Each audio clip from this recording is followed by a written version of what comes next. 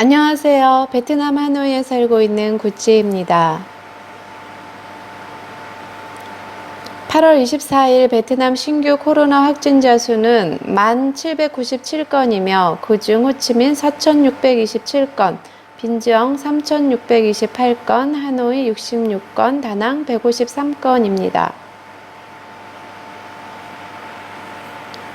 베트남에서 최근 코로나19 확진자들이 매일 증가 추세를 보이면서 중앙정부 차원에서 각 지자체장들에게 방역 강화를 주문하고 방역에 실패하는 지자체장에 대한 책임을 묻겠다는 내용들이 알려지면서 각 지자체에서는 앞다투어 코로나19 방역을 강화하고 있는 것으로 나타났다고 합니다.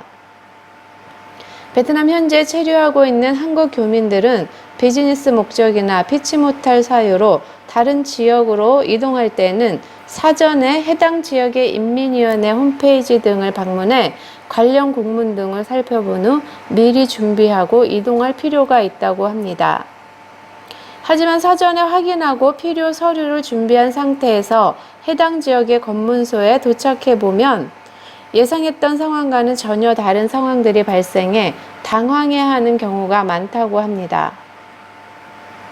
최근 베트남 수도 하노이 인근 박린성에서 비즈니스를 하고 있는 최모 씨는 코로나19 검문소에서 예상치 못했던 황당한 사건이 발생하면서 현재 중앙집중식 격리 장소에서 아무런 사전 준비도 없이 14일 격리에 처해진 사연을 제보해 왔다고 합니다.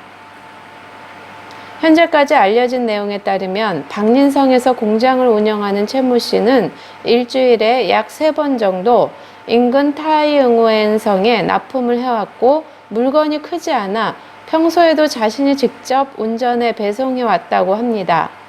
이동하던 중 고속도로 방역 검문소에서 영문도 모른 채 4시간 동안 대기하다가 도착한 응급차를 따라 중앙집중식 격리시설로 이동한 후 격리되었다고 합니다.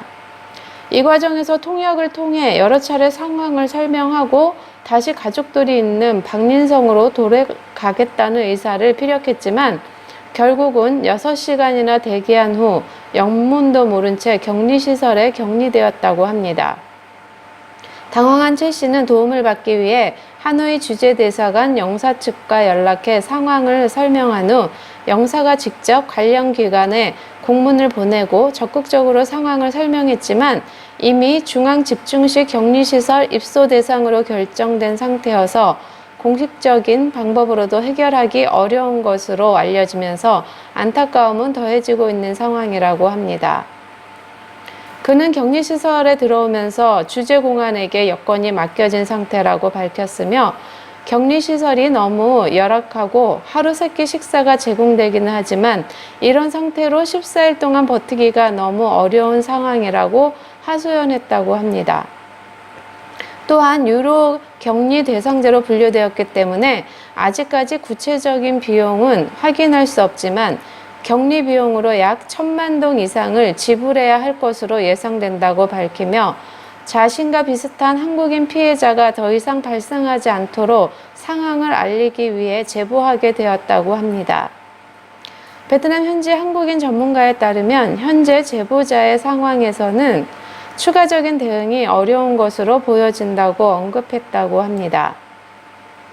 특히 지방 당국에서도 코로나19 방역과 관련되어 실행을 해야 하는 상황에서 생활이 어려운 자국민들을 대상으로 유료 격리시설에 입소시키기는 어렵기 때문에 상황을 잘 모르는 외국인들이 유료 격리 대상으로 분류될 가능성이 높다고 언급하면서 가능하면 전염병 통제소가 있는 지역을 통과하지 않도록 권유하고 만약 통과해야 한다면 사전에 해당 지방의 관련 공문을 철저하게 확인할 필요가 있다고 다시 한번 강조했다고 합니다.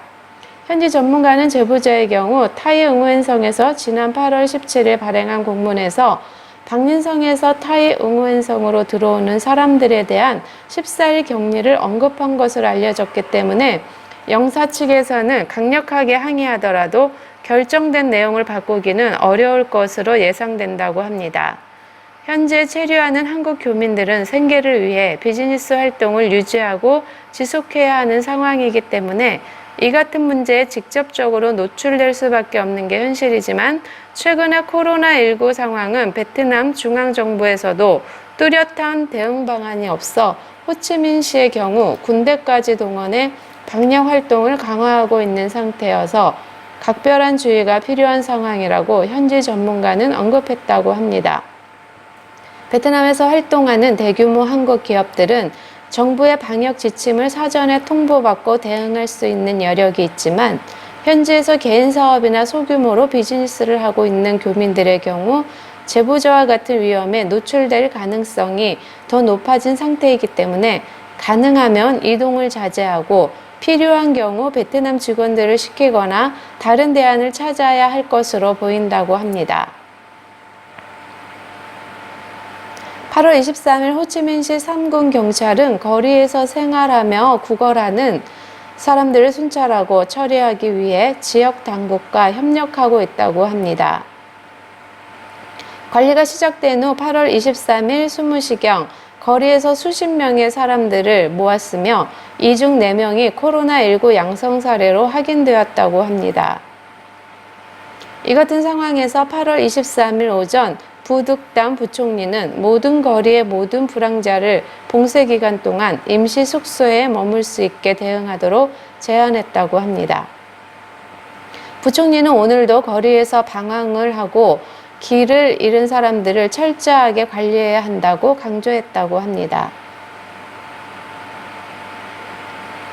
8월 24일 정오에 타잉수원 지역 경찰은 지역 웅웬짜이 거리 일대 여러 곳에 대해 의료 봉쇄를 진행했다고 합니다. 이에 따라 해당 지역 약 700가구 2,000여 명의 주민들이 외출이 통제된다고 밝혔다고 합니다. 하노이시에서는 지난 4차 발병 이후 현재까지 총 2,668건의 확진자가 발생했으며 이 중 1,349건은 격리 지역에서 발생한 것으로 나타났다고 합니다. 특히 타잉수원 지역에서 109건, 하동 지역에서 118건이 발생된 것으로 아직도 지역사회에 감염자들이 존재할 가능성이 높은 지역으로 나타났다고 합니다.